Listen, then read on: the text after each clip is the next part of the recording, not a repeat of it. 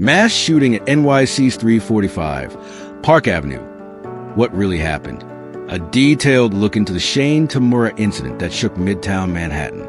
On July 28, 2025, Midtown Manhattan was rocked by a tragic shooting incident at 345 Park Avenue, a commercial building that houses the headquarters of the National Football League, NFL. The suspect, Devon Tamura, 27, of Las Vegas, allegedly carried out a calculated assault that resulted in the deaths of 4 individuals, including a decorated NYPD officer, and injured others before taking his own life.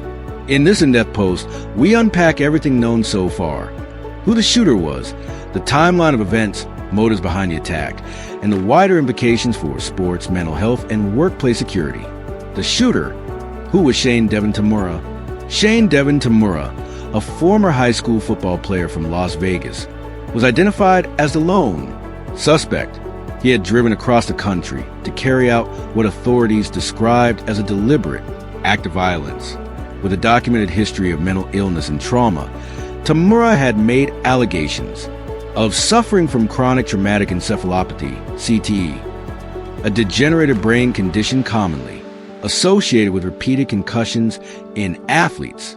In a suicide note, Tamura directly referenced the NFL, saying, "Terry Long football gave me CT." He claimed the league ignored players' long-term health. His note also included a disturbing request to have his brain examined after death to confirm his suspicions. Timeline of the attack.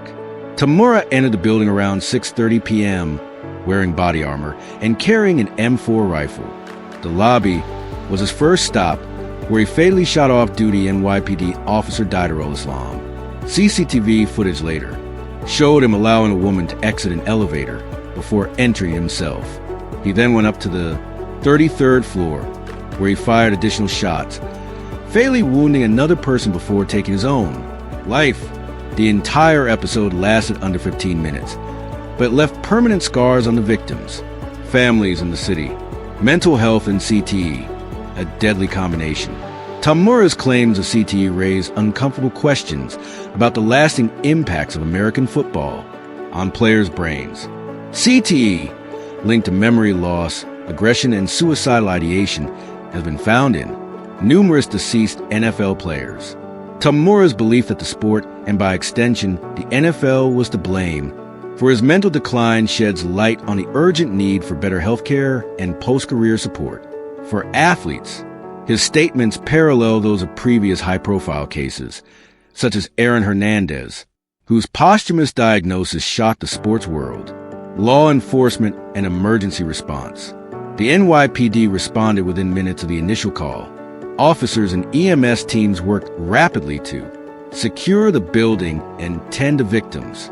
Mayor Eric Adams confirmed that the shooter acted alone and praised first responders for their swift and courageous actions.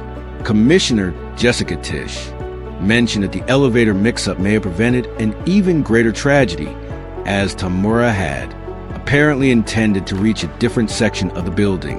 NFL and corporate response. The NFL issued a statement expressing deep sorrow for the loss of life and gratitude for the swift response by law enforcement. NFL Commissioner Roger Goodell announced that the league would be providing mental health support for its staff and exploring additional security measures for its headquarters. The NFLPA also weighed in, calling for expanded support for current and former players experiencing mental health issues. Implications for public safety and policy. This incident reignited debates around gun control, building security, and mental health resources. Tamura had legally obtained the weapons used in the attack, raising concerns about the effectiveness of current background checks in identifying individuals with a documented mental health history.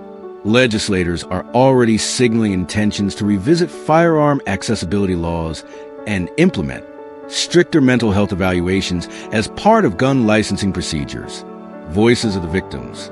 The families of the victims, including Officer Islam's widow and children, gave emotional tributes. In press statements, one family member stated, "He died a hero even when he wasn't on duty." Another victim was an NFL finance analyst who was reportedly working late and was caught in the crossfire Tributes poured in from all across the country, including from NFL players and fans. What's next in the investigation? While authorities confirmed Tamura acted alone, the NYPD continues to analyze surveillance footage, communications, and digital trails to ensure there are no overlooked elements. Federal investigators are also assisting, given the NFL's involvement and the weapon types used.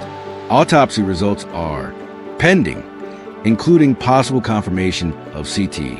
A nation reflects. Incidents like these highlight the intersections of sports, health, and public policy in America. Shane Tamura's rampage is more than a tragic act of violence. It's a case study in how unresolved trauma, inadequate mental health care, and flawed security systems can collide to disastrous effect. As the nation grieves, there's a collective call for accountability and reform. Authors note, writing this piece was emotionally difficult.